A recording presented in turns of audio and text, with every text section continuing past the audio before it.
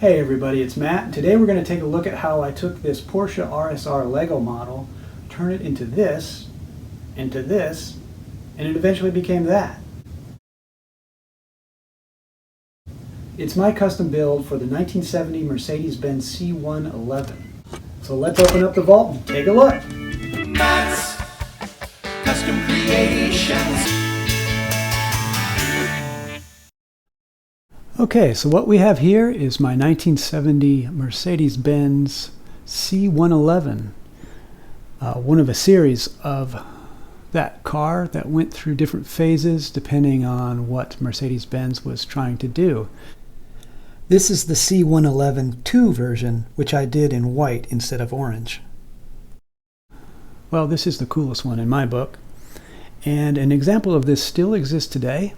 Not too long ago, it was featured on Jay Leno's Garage. Mercedes-Benz has kept the original cars, and this particular orange car is a full running, driving supercar. It was never made for production. There were people begging, literally.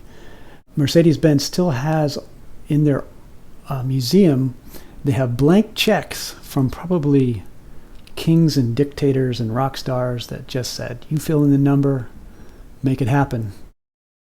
But Mercedes-Benz was like, no, not quite to the level of quality. We want to let it go out the door.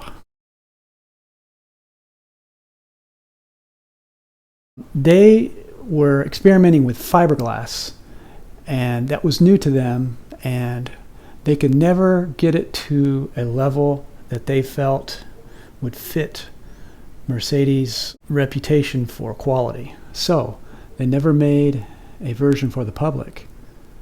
But there is a running, driving version, and it's awesome.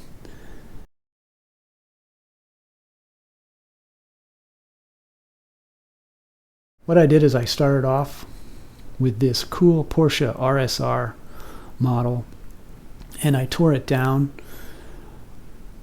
to the bare chassis with engine and the front steering components.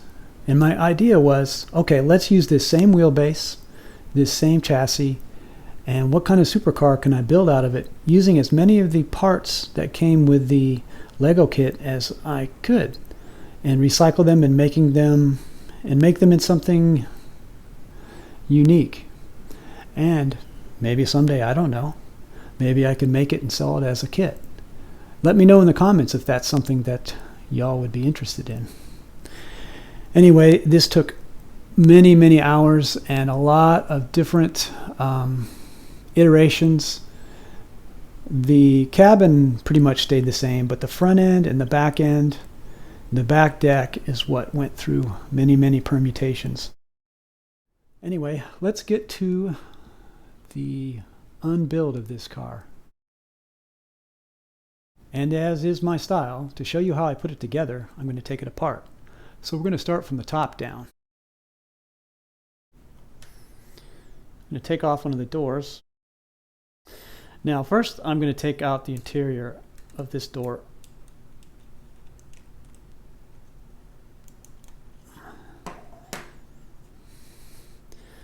And that's to show you how I kind of cheated in the opening sequences. Because when this interior door panel is in place, it's just too heavy for the gull-wing doors to stay up as I have it configured. Zoom in. I'm actually using one of these pieces with a hook end to it that I can swivel out of the way when I put the door down, and then set it to this position when I need the door up. I'm going to take the door off all the way. This is the basis of the door itself. Now you might be able to find a way to actually join the roof panel with the pillar, but I just didn't have the pieces for it, and I was going more for the look over the function at this point. Here it is with the door panel in it. These are actually, if you flip it over, it's those pieces that look kind of like a brick wall. I thought it made for a neat interior. Even though the original interior of the car, I think, was like a houndstooth pattern, a black and white houndstooth. This piece here just serves as reinforcement. If I would have had a white one, I would have used it. But again, I pretty much maxed out my sort of cool white parts that I have. Take the other door off.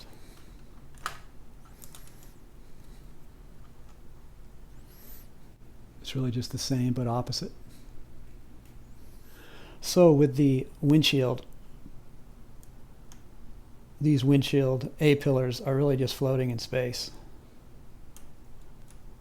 So again, it'd be nice to have a direct connection here, and maybe in another version I would do that if I had the parts. You can also see this part doesn't actually quite match with that one. I only had one of these. All right. This is basically just being suspended. I'll show it to you from the side. So you can see that's really just floating in space. So I'm just going to pull that straight out.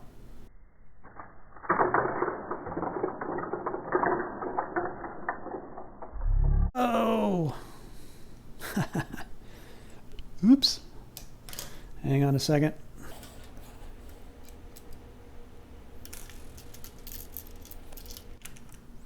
I lost the gear shift. This chopstick is the perfect part to retrieve this stuff. So there's actually a lot of floating pieces in this top. These pieces here lock into these right here. This actually looks kind of cool without the doors or the windshield on it. Check that out, that's kind of cool. Let's take a look at the back deck. You might notice these yellow pieces here and here. These are the tops of the shock towers from the Porsche.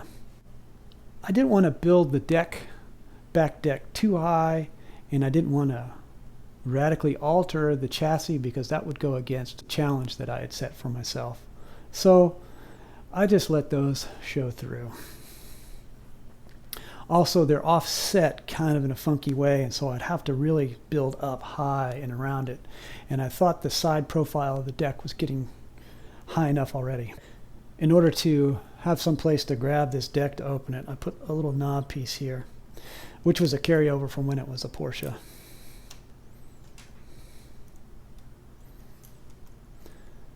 And that opens up all the way like that.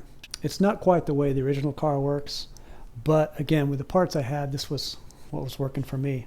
I put a little stand, which incidentally the real car has, and that can stow away. But I'm going to pull away the side. The way I designed this is that these kind of buttresses in the back will sort of flex and scoot themselves forward when I open the deck. So they got a little flex in them. I'm going to go ahead and take those off. You can see how in the back corners they don't actually quite match because I couldn't find the right part, that part, to go on this side. So, you know, do what you can do. Here's the insides of those buttress pieces. All right, the way these are held in place is it's kind of hidden under here.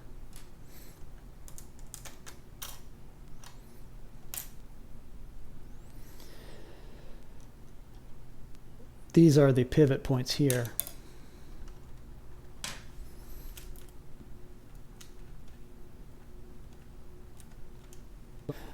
That's essentially where it's being held on. I want to talk a little bit about this black inset panel here.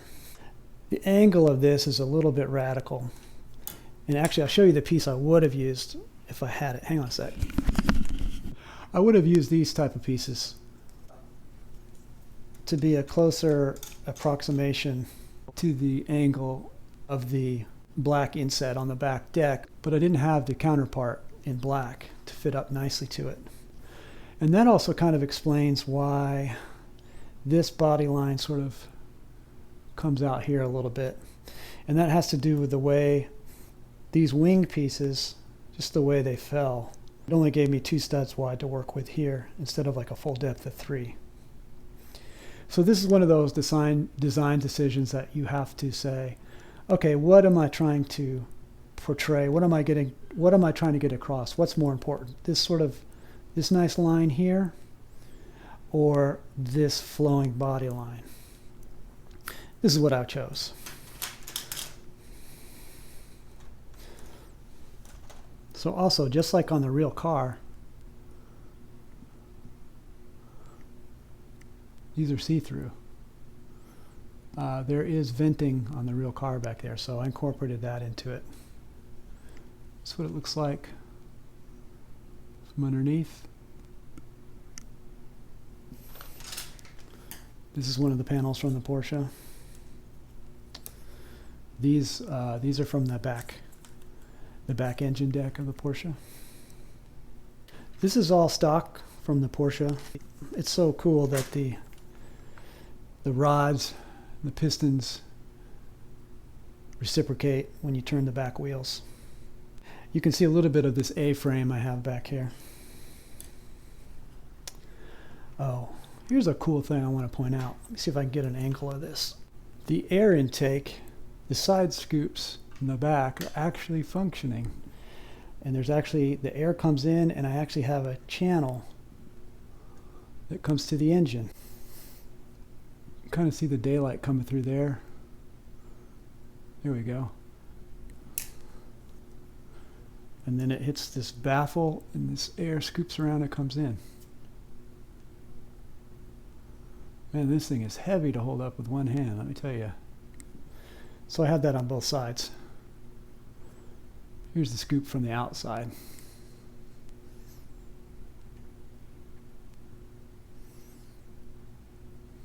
Okay, so I'm going to take one of these cheeks off. Take it off the other side.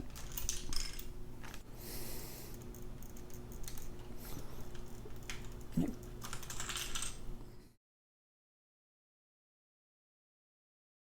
here's what that A-frame looks like, kind of folded up.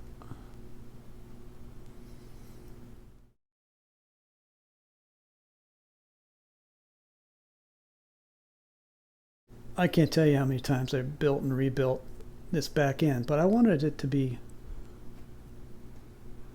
really truly let air flow through the back, just like the real one. And actually have a space in the back where luggage could go, just like the real one. I also wanted it to be gray, because on the real one it is an argent silver, which is kind of like a darkish silver. Argent means silver, but so, go figure. Anyway, you can also see I made some taillights. And if you notice, I actually even have a little bit of a semicircular feel to this, somewhat like the real one. So it was real important for me to have a half stud offset here. And so that became tricky. And the trick is to cantilever a lot of these parts. And but it makes them be a little bit tricky to want to float in space where you want them. So I'm going to sort of pull that apart.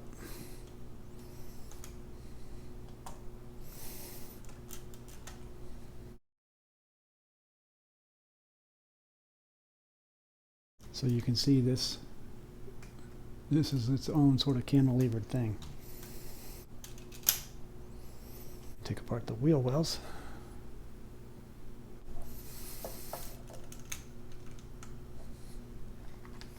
The whole rear bumper is sort of, no, it's stronger than I thought it was. Here's how I gave some depth to the red taillights. A little bit of color. Okay, I can feel this whole back bumper starting to want to go.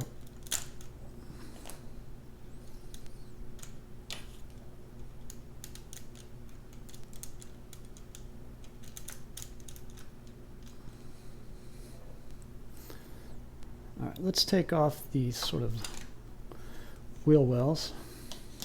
Here's that side scoop I was talking about. And you can see these are actually little doors. Two little doors stacked on each other. Now, I don't know if these are still made or not, but this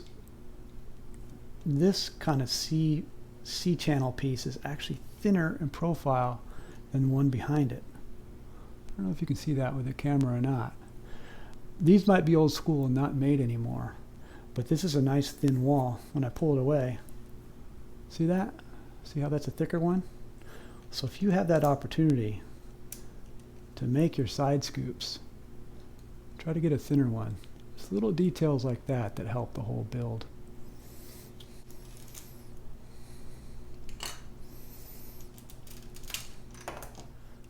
Something else I want to point out is this lower door panel is actually shorter than this side because these are two panels put together, but they make for a longer side. So this lower rear fender flare is actually shorter this way than it is on this side. But that's the kind of thing people won't notice really because they're on opposite sides. You pull those off.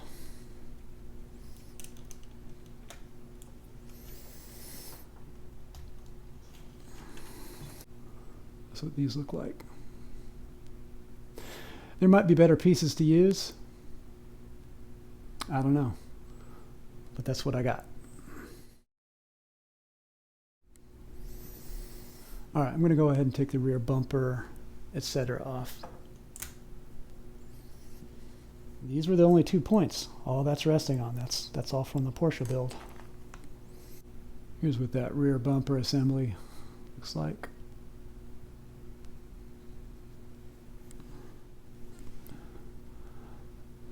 Okay, back to the sides.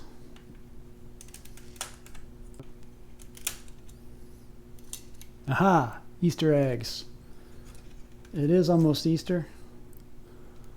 So happy Easter to those people who observe, and happy Passover, and happy spring. I use these colors just because I thought they look cool with the black and the white. Let's get the other one. All right, this is looking really funky now. So let's take a look at the interior.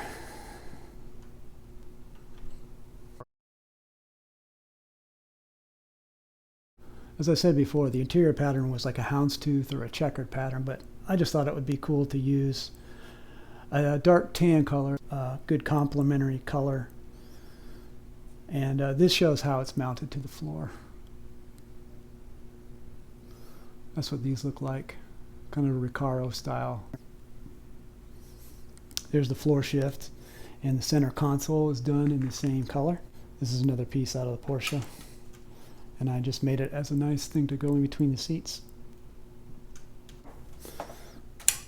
Ta-da! Pull this whole console out. This bottom of the windshield piece is recycled from the Porsche. This windshield piece and this center, top of this center strake is all one unit basically. This is what that looks like.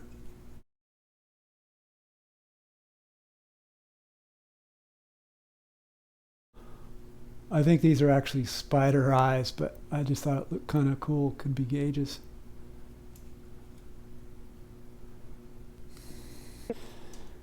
Okay, for whatever reason, I just forgot to put the pins in this.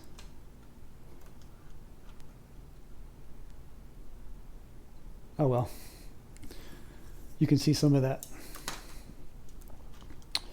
The steering gears from the Porsche.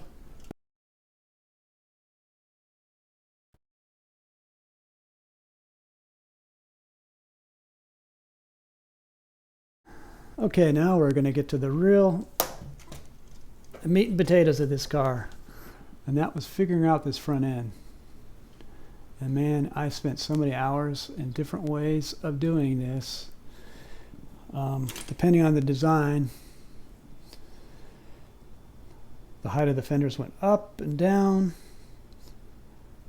The length of the nose went out and back. There's a lot of different geometries going on here underneath that will determine, what the profile is going to be. Like the real car, I wanted a little bit of a stair step. On the real car, this part of the front end of the fender is actually higher, sits a little bit more proud than the other part of the fender. So that was important to me. The other important part is this sweep that goes down. I don't know how well that turns up on camera, but when you look at it from the side, you can sort of see it sweeping down there. Oh, and something else I should point out. I think it fell out. Here's what I want to point out. I'm kind of cheating right here. If I would have taken a little bit more time, I would have figured a more permanent solution to mounting this sort of wedge piece in the front fender. But frankly, I just got kind of tired of working on this thing and wanted to have something at least presentable.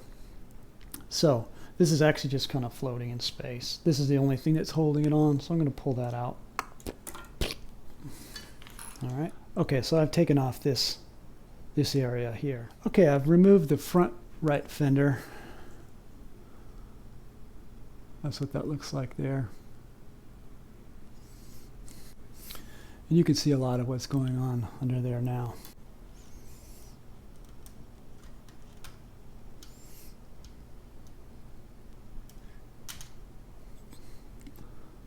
All right, now I'm going to pull this out.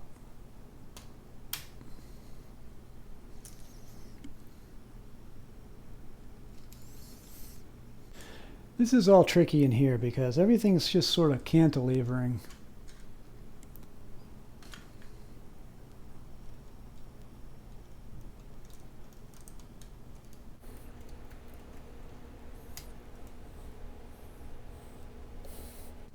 That's what's going on there. It looks like some kind of MC Escher painting.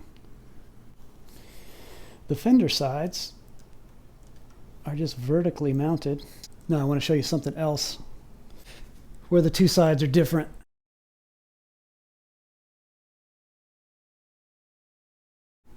And they're different because, once again, I didn't have an equal number of pieces on either side.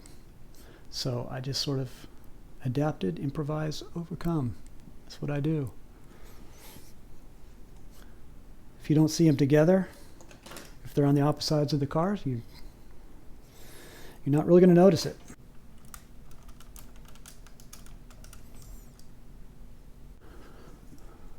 This is what that looks like, by the way.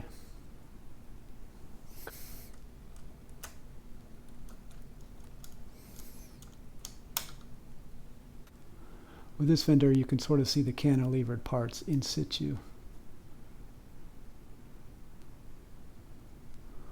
A lot of experimentation to come up with this. Okay, a lot is hinging literally on this juncture right here. This is the main connection where the whole front end has suspended in conjunction with these upper fenders. Here's what one of the individual headlight assembly looks like. This was really tricky to figure out, and this made things difficult by having these two 2x4s. If I had one solid 4x4, that would be perfect. It would solve a lot of my problems.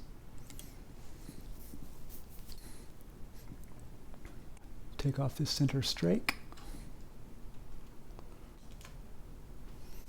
I'm just going to kind of methodically take the front end pieces off. But you can see this is actually like all one big sort of floating piece. I'm going to pull it right off. Here's what that looks like.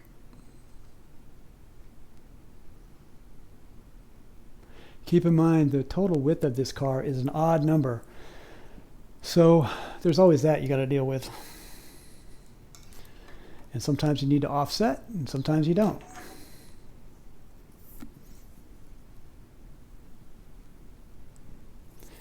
These lower front fenders are being suspended out.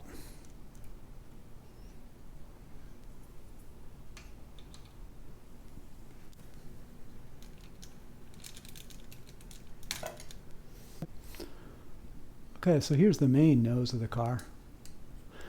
But you can also see how the front driving lights works and what the front corner looks like right here. On the real car they were clear, but I thought the amber color would be a good contrast to the white.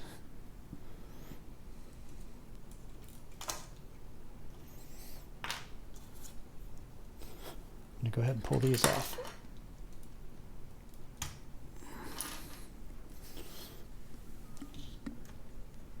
These can be set in as deep as far inboard or outboard as you need them.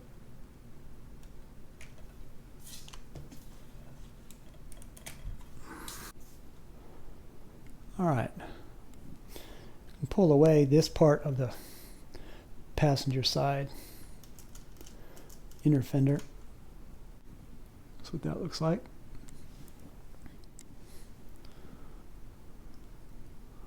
So look how you can change the aspects of the profile of the fender. The trick is to find it where you need it and then use some other pieces to lock it in, kind of by triangulating.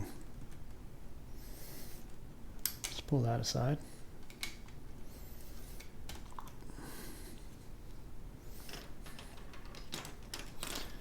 You get a good view of these, of the way the kind of front air dam sloping inner pieces go there. That's done by a combination of these fender pieces off the Porsche and these pieces here. Whoops. But that was kind of messy.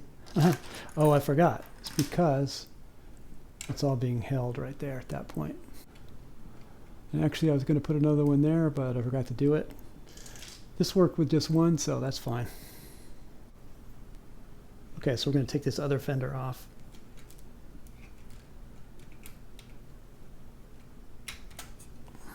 Pointed out before, this is actually loose, so I can just show you how that goes. Pop that off. This outrigger is actually kind of what held the outermost fender piece, kind of kept it up and off the top of the tire.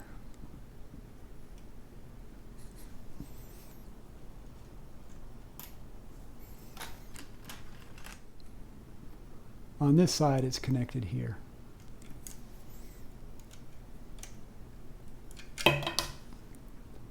That was easy. So this piece I pulled off the front. It's not quite symmetrical, but that's okay, it's hidden.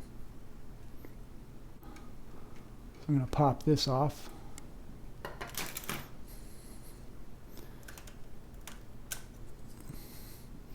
And these two sides. By attaching these, this was the foundation that I could build, start the structure to support the front end. So we're getting back down to Porsche. Okay, so I really fleshed out the floor on this thing. This grid with the rectangles is part of the original, chassis of the Porsche, but it really needed to be stiffened up. It was really flexible. So I added all this type of stuff, and then of course added the flooring in. This again is where the seat was mounted. That's the back part of the console, floor console.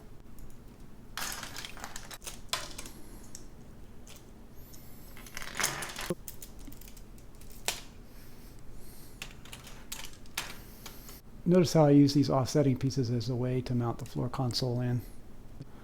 You can also see where I've used dowels to pin through the chassis to stiffen it. These sort of rail pieces acting as the main stiffener, you know, to keep the body from flexing up and down this way. Well, I reckon that's as far down as I'm going to take it. I hope y'all have enjoyed watching this just as much as I've enjoyed explaining how I put this thing together. And I really appreciate y'all watching and sharing and liking and mostly subscribing. Y'all are awesome. Thanks a lot. Bye.